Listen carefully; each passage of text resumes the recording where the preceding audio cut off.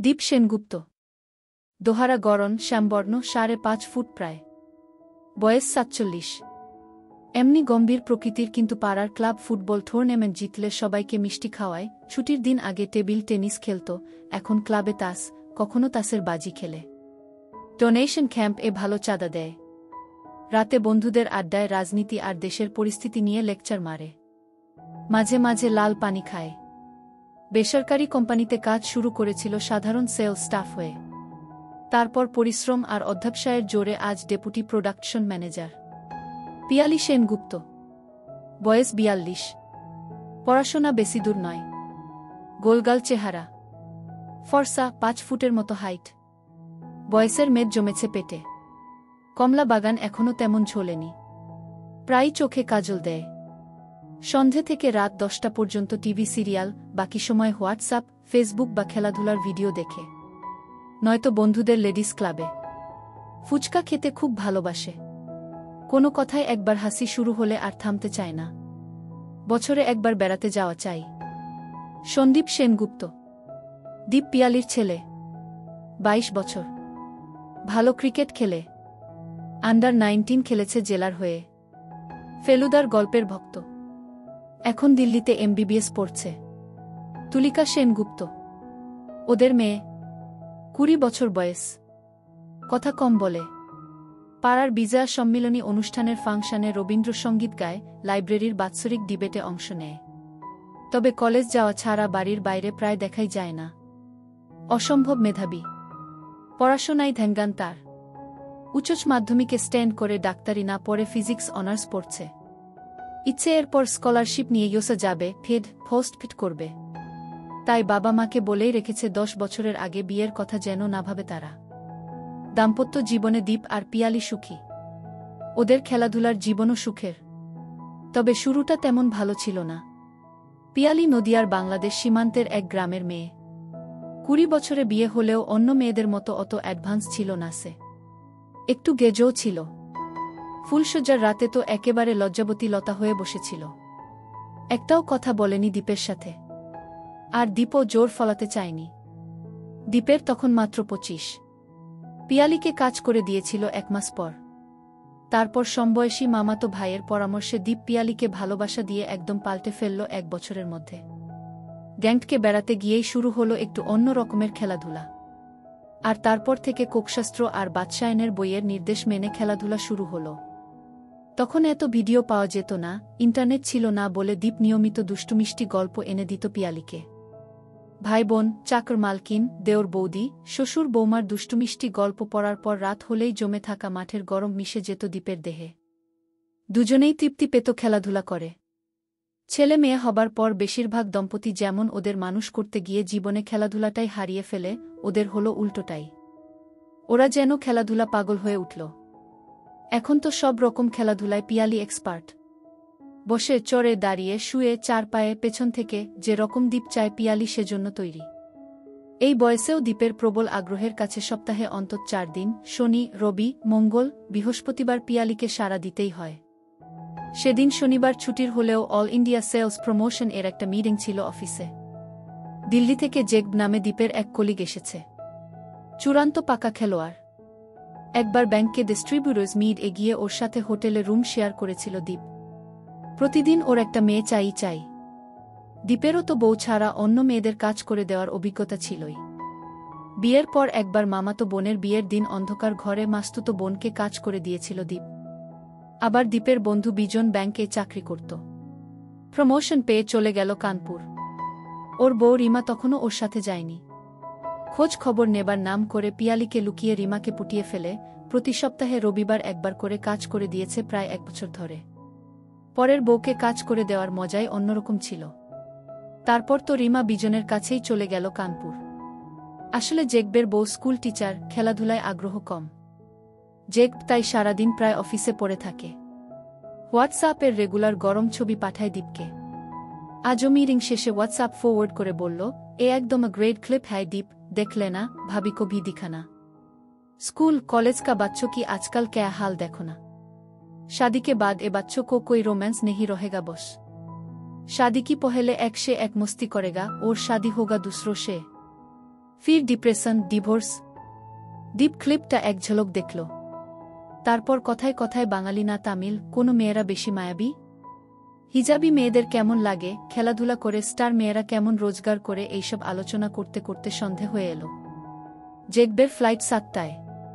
ক্যান্টিনে কফি খেয়ে বাই বলে জেক বেরিয়ে গেল। দীপ নিজের চেম্বারে গিয়ে একটা কাজ সেরে ভিডিও ক্লিপটা চালালো। দুটো অল্প বয়সী ছেলেমেয়ের বন্ধ ঘরে খেলাধুলার ভিডিও। 10 মিনিটের ভিডিওটা অনেকবার করে দেখল দীপ। আর দেখতে দেখতেই প্রচণ্ড মাথা যন্ত্রণা শুরু হলো হঠাৎ করে। মেঘ করে আসছে, বৃষ্টি হবে। আজ গাড়িও আনেনি দীপ। মনে হলো অনেকদিন বারে লাল পানি খায়নি, ভাবল যদি লাল পানি খেয়ে মাথাটা সারে। পুরনো জানাশোনা একটা বারে গিয়ে 3 পেগ খেয়ে বৃষ্টিতে ভিজে যখন দীপ বাড়ি ফিরল, এক ঘরে তুলি পড়ছে।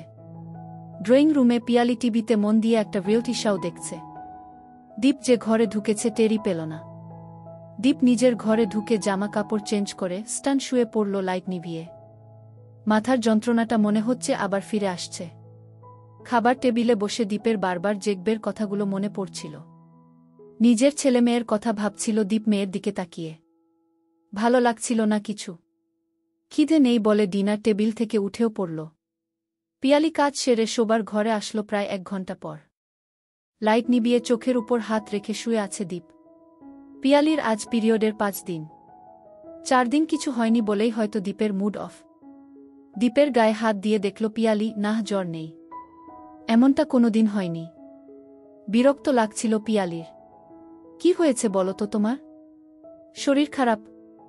মিটিংয়ে কোনো ঝামেলা হয়েছে? দীপ কোনো উত্তর দিল না। ঝুঁকে পড়ে চুলে বিলি কাটতে কাটতে বলল, বলো না সুইট হার্ট, কি হয়েছে? তোমার তো এরকম কখনো হয় না। দীপ এবার পাশ ফিরে বালিশের নিচ থেকে মোবাইল বার করে হোয়াটসঅ্যাপের ক্লিপটা চালিয়ে পিয়ালির হাতে দিল। এমন ক্লিপ তো দীপ রোজই দেখায়। তবু দুবার দেখবার পর পিয়ালির হাত যেন অবশ হয়ে গেল। হাত থেকে মোবাইল পড়ে গেল। পিয়ালির এবার দীপের মাথা ব্যথা। ডিনার টেবিল থেকে উঠে আসার আসল কারণটা বুঝতে আর বাকি রইল না। ভিডিওটাই যে মেয়েটা কাজ করিয়ে নিচ্ছে সে আর কেউ নয়, দীপ আর পিয়ালির অতি আদরের মেয়ে তুলি। তুলিকা। কিছুক্ষণ কথা নেই। তারপর পিয়ালির গলা কেঁপে উঠল। কাদো কাদো গলায় বলল, হ্যাঁ গো, এখন কি হবে? কি আবার হবে? ভাইরাল হবে আরও। আত্মীয় স্বজন দেখবে, পাড়া প্রতিবেশীর মোবাইলে যাবে গু। এবার হাউ হাউ কেঁদে ফেলল, হায় ভগবান, কি অন্যায় করেছি আমরা। মেয়ের এমন কাজ দেখতে হলো। শয়তান মেয়ে, মরে গেলি না কেন? এক হাত দিয়ে দীপকে ঠেলা দিয়ে বলল, আমি যাচ্ছি যাচ্ছি তুলির কাছে, আমাকে জানতেই হবে সব গু। পিয়ালির হাতটা টেনে ধরল দীপ। একদম না, যা হবার হয়ে গেছে। মা হয়ে তোমাকে এসব কিচ্ছু জিজ্ঞেস করতে হবে না। সম্মান তো যা যাবার গেছেই গু। ফুপিয়ে কাঁদতে কাঁদতে চোখের জলে সারা রাত জেগে কাটালো পিয়ালি। একটার পর একটা সিগারে খেয়ে পায়চারি করে রাত কাটল দীপের। ভোরের দিকে বোধহয় একটু ঘুম এসেছিল। ভাঙল নকায়। তুলিকা সায়েন্স কলেজে একটা ফিজিক্স সেমিনারে বেরিয়ে গেছে। বাজারে যেতে আর ইচ্ছে করছিল না। পিয়ালিও রান্নার মেয়েটাকে বলল, ফ্রিজ খুলে দেখ, তোর যা খুশি রান্না কর গু। সারাদিন থমথমে মুখে নিশ্চুপ কেটে গেল দুজনের। রাতে খেতে বসে তুলির সামনে প্রাণপণ চেষ্টা করল স্বাভাবিক থাকার। সোমবার অফিস থেকে ফিরে চা খেতে খেতে দীপ বলল, আমার ট্রলিটা গুছিয়ে দাও, কাল ট্যুর আছে গি। কোথায়? চেন্নাই। স্টেক হোল্ডারদের সাথে। তারপর মার্কেটিং চেইন। দিন 7 লেগে যাবে। রাতে বিছানায় শুয়ে ফের বলল পিয়ালি, ভাবছি তুমি চলে গেলে ওকে জিজ্ঞেস করবই গে। ভীষণ রেগে গেল দীপ। কি জিজ্ঞেস করবে? কাকে দিয়ে কাজ করিয়ে নিয়েছে? নাকি কতবার কাজ করিয়ে নিয়েছে সেটা? তোমায় সত্যি কথা বলবে তুলি? মাঝখানে আমাদের সম্পর্ক আর স্বাভাবিক হবে না। আর ওর পড়াশোনার 12টা বাজবে। আমার দিব্যি রইল, কিচ্ছু জিজ্ঞেস করবে না তুলিকে। মনে থাকে যেন গু। চেন্নাই পৌঁছে স্টেক হোল্ডার কৈফিয়ত দেওয়া, বসেদের ঝাড়, আর হোটেলে ফিরে পরের দিনের প্ল্যান, মার্কেটিং এজেন্টের ট্রেনিং, ব্লুপ্রিন্ট বানাতে বানাতে 1-1.5টা বেজে যেত। ভিডিওর ব্যাপারটা মাথা থেকে কখন নেমে গেছিল দীপের। তখন হয় চাকরি বাঁচানো, নয় প্রমোশনের চিন্তা। অনেক পরিশ্রম করে দীপ এই জায়গায় পৌঁছেছে। এর কাছে নিজের মেয়ের ফাঁস হয়ে যাওয়া ভিডিও তো তুচ্ছ। 5 দিনের মাথায় দীপ একটু হালকা হলো। রাতে একটু লাল পানি হলে ফ্রেশ লাগে।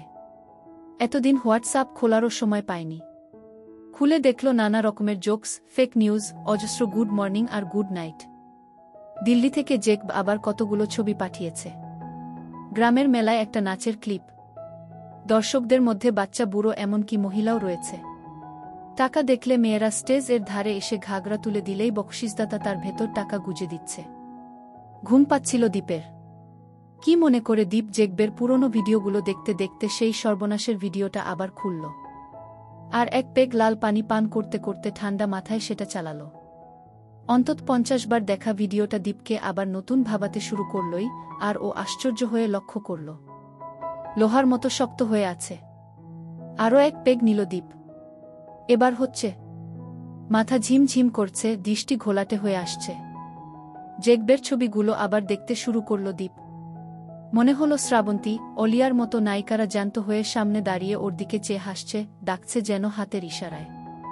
অনেকদিন পর হাতের কাজ করে শাওয়ারের ঠান্ডা জলে স্নান করে আধখানা পাইপ খেয়ে হোটেলের নরম বিছানায় যখন টান টান হল ঘড়িতে, তখন রাত 3টে। সারাদিনের পরিশ্রমের পর মুহূর্তের মধ্যেই মরার মতো ঘুমিয়ে পড়ল দীপ। 7 দিনের জায়গায় 10 দিন লেগে গেল ফিরতে ফিরতে। তারপর চেন্নাইয়ে ফ্লাইট 2 ঘন্টা লেট। রাত 10:30টায় বাড়ি ফিরে কলিংবেল বাজাতে দরজা খুলে দিল পিয়ালি। ট্যুর থেকে ফিরলে তুলি দৌড়ে এসে দরজা খোলে। তুলির পছন্দের চেন্নাইয়ের ঘি ব্যানানা চিপস এর প্যাকেটটা পিয়ালির হাতে দিয়ে বলল, দীপ, তুলি কোথায়? ওর ঘরে। কিছু বলেছ নাকি? পিয়ালি উত্তর দিল না। স্নান করে ফ্রেশ হয়ে খাবার টেবিলে বসে তুলিকে ডাকতে যেতেই পিয়ালি বলল, তুমি খাও, ওর খাওয়া হয়ে গেছে। কিছু বলেছ নাকি? পিয়ালি এবারও নীরব। দীপ বিরক্ত হল, কি হলো, কথা কানে যাচ্ছে না? তুমি রাগ করবে না তো? বলেছি বেশ করেছ। আমিও কদিন ধরে ভাবছিলাম আমাদেরও আসল ব্যাপারটা জানা দরকার। তাছাড়া ও নিজেও নিশ্চয়ই জানে না ভিডিওটা ছড়িয়ে যাবার ব্যাপারটা। ছলছল চোখে তাকাতে তাকাতে টেবিলে মাথা ঠেকিয়ে হাউ হাউ করে কেঁদে উঠল পিয়ালি, মেয়েটা আমার মরে যাবে গো। আজ 4 দিন ধরে ঘর বন্ধ করে কেঁদেই চলেছে। পড়া নেই, স্নান নেই, কোনো রকমে একবেলা একটু খাওয়াতে পারছি। দীপের গলায় সম্বেদনা নেই, আছে কৌতূহল। কি বলল? ছেলেটাকে? বাংলাদেশের ছেলে, ন্যাশনাল স্কলারশিপ নিয়ে এদেশে পড়তে এসেছে। নাম বলল মেহেদী হাসান মিন্টু। ওর ও ইউএস টার্গেট বলেই একসাথে কনসাল্ট করে পড়ে। তাতে কি হলো? কি আবার হবে? ওর বাড়িতে গিয়েছিল। 2টো ছেলে মেয়ে এক ঘরে থাকলে যা হয়। ভিডিও তুলল কি করে? দীপের গলা আরও রুক্ষ শোনাল। তুমি এমন কেন? মেয়েটার জন্য একটু দয়ামায়া নেই? শুধু জেরা করে চলেছ। যা জিজ্ঞেস করছি বলো। দীপের স্বর আরও কঠোর। ও বলছে ওরা জানে না। বাড়িওয়ালার ছেলে হয়তো লুকিয়ে তুলেছে। তুলির বন্ধু তো পেইং গেস্ট থাকে। ওর ঘরের ভেতর দিয়েও সেই ছেলেটা যাতায়াত করে। হয়তো মোবাইল লুকিয়ে রেখে গেছে। ভিডিওটা তুলিকে দেখিয়েছিলে? বলল পিয়ালি। দীপ একটা দীর্ঘশ্বাস ছাড়ল। এখন কেঁদে তো লাভ নেই, ভবিষ্যতের কথা ভাবতে হবে। ভেঙে পড়লে তো চলবে না। পরদিন অফিস ছুটি, শনিবার। ঘুম থেকে উঠেই তুলির দরজায় টোকা মারল দীপ। তুলি মা, দরজা খোল, কথা আছে। দীপ জানত সহজে দরজা খুলবে না। অনেক ধৈর্যের পর কঠোর হতেই হল। এবার দরজা ভেঙে ফেলার ভয় দেখাতে দরজা খুলল তুলি। যেন ভূতে পাওয়া চেহারা। বাবাকে কাছে টেনে ধরে হাউ হাউ করে ফের কেঁদে ফেলল। মেয়েকে ওভাবেই কাছে টেনে ধরে সোফায় বসালো দীপ। কিচ্ছু হবে না, এত ভয় পাচ্ছিস কেন? তোদের বয়সের 2টো ছেলে মেয়ে একা ঘরে থাকলে তো এসব হতেই পারে। আমাদের সময় 51বর্তী পরিবারে 15টা ভাই বোন থাকত। ওরাও গোয়াল ঘরে ধানের ফাঁকা গোলায় গিয়ে এসব। আমাদের আগের যুগে বাল্যবিধবাদের নিয়ে বাড়ির বয়স্ক পুরুষরা ফুর্তি করত। আজকের মতো টেকনোলজি থাকলে সেই কীর্তির হাজারে হাজারে ভিডিও ছড়িয়ে যেত। তুলি একটু মাথা তুলে তাকালো। পিয়ালি জলখাবারের লুচি তরকারি সোফার সামনের ছোট টেবিলে রাখতে রাখতে বলল, কিন্তু আমাদের আত্মীয় স্বজনদের কাছে ওটা পৌঁছে গেলে? পিয়ালির দিকে কটমট করে তাকালো দীপ। তুলির মাথায় হাত বোলাতে বোলাতে বলল, কিচ্ছু হবে না। ওটা যে তুলি, তার প্রমাণ কি? আমাদের অফিসে একটা মেয়ে আছে, হুবহু শতাব্দীর মতো দেখতে, বয়সও ওই রকম। একরকম দেখতে তো 2-3জন থাকতেই পারে।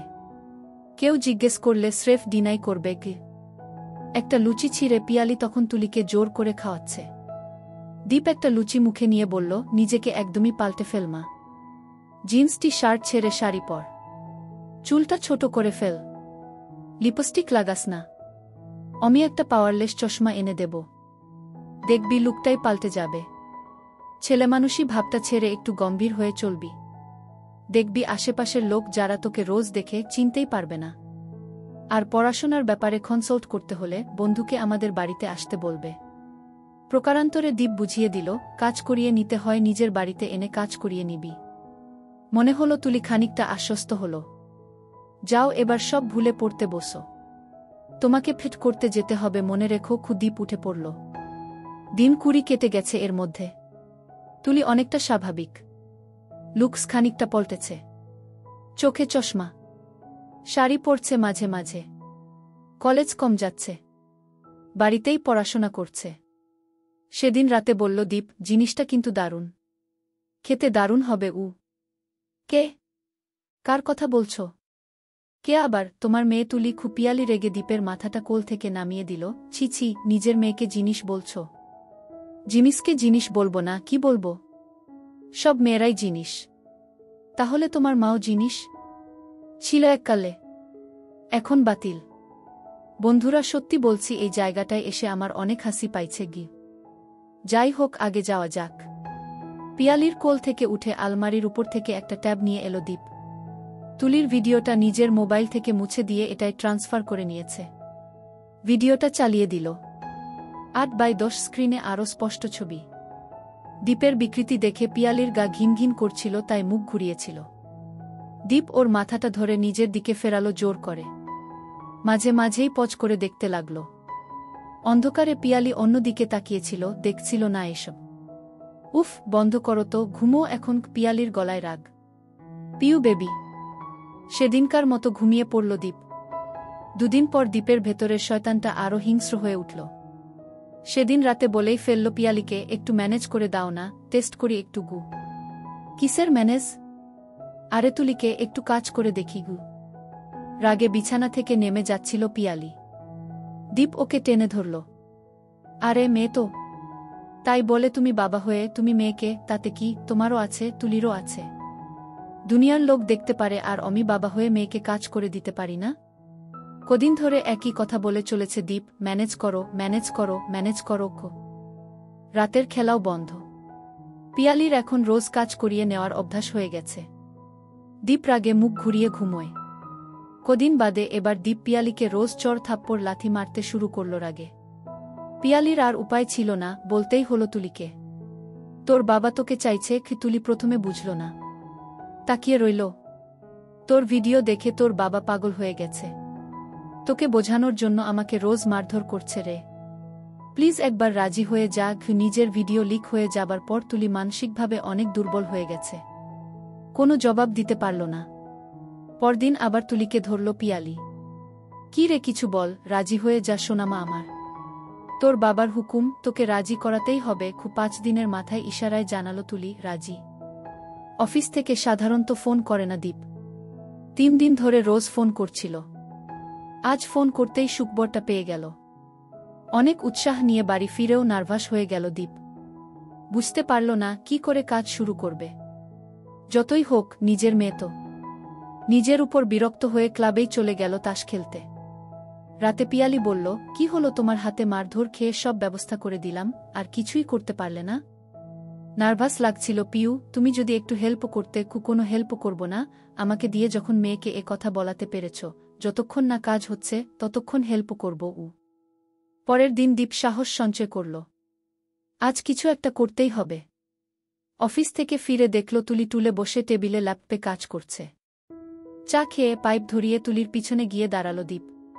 তুলি তাকালো না পিছনে। রাতে ডিনারে বসে দুবার তুলির বাগানে কুনুই মারল। তুলি এবারও স্বাভাবিক রইল, নিজেকে সরিয়ে নিল না। দীপেরও বুঝতে বাকি রইল না, তুলিও রাজি। পরদিন অফিসে বসেই প্ল্যান করেছিল দীপ কি করবে। বাড়ি ফিরে চা খেতে খেতে তুলি আর পিয়ালির সাথে স্বাভাবিক কথাবার্তাই হল। তুলি যেন জানেই না কাল কি হয়েছিল। তুলিও কালকের মতো টুলে গিয়ে বসতেই দীপ পাইপ ধরিয়ে পিছনে গিয়ে দাঁড়াল। তারপর ঝট করে তুলির